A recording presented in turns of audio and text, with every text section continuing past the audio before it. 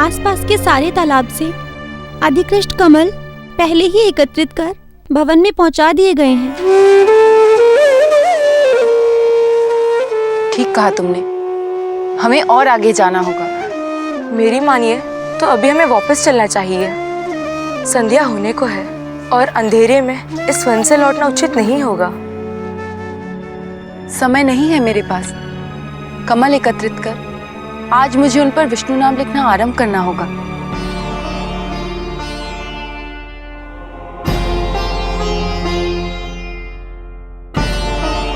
वो देखो वहां, मुझे लगता है वहां हमें कमल के फूल अवश्य मिलेंगे।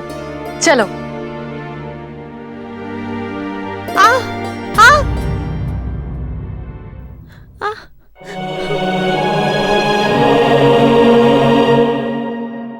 जया, नियति, तुम दोनों भवन वापस लौट जाओ। नहीं, हम आपको छोड़ के नहीं जाने वाले हैं। तुम दोनों मेरे साथ आई हो, इसीलिए मेरे आदेश के अधीन हो। मैं जो कुछ भी कहूं तुम्हें मानना ही पड़ेगा। मेरी चिंता मत करो, थोड़े और कमल एकत्रित कर लूं, फिर मैं भी लौट आऊंगी। लाओ, ये मुझे दे दो।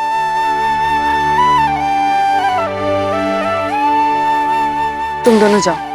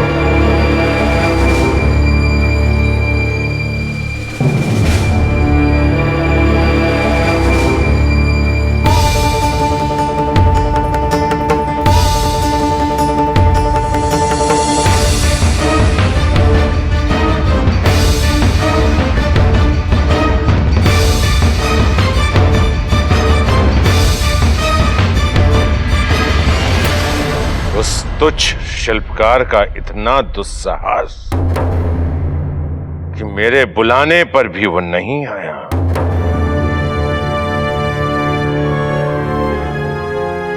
नहीं प्रजापति, दया कीजिए, दया कीजिए।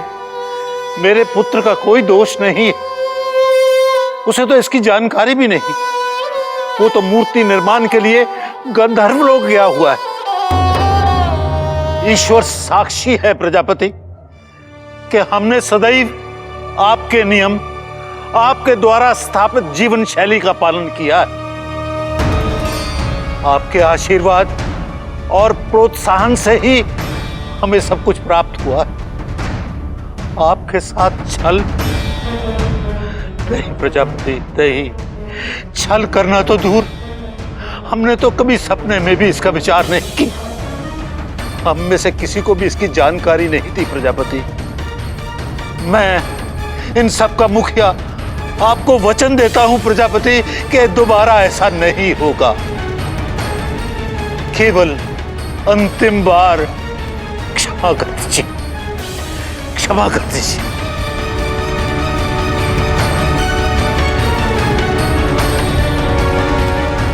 क्षमा तो मैंने अपनी पुत्री को भी नहीं किया।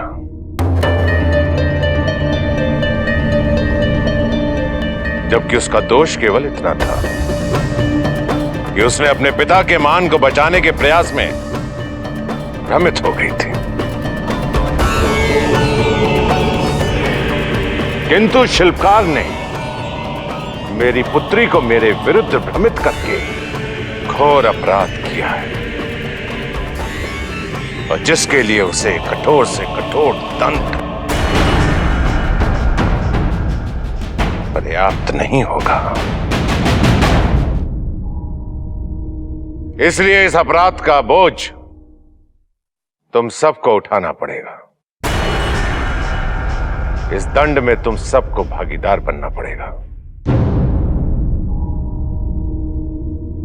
मैं प्रजापति दक्ष ये घोषणा करता हूं कि मेरे इस सभ्य समाज में इन लोगों के लिए कोई स्थान नहीं है।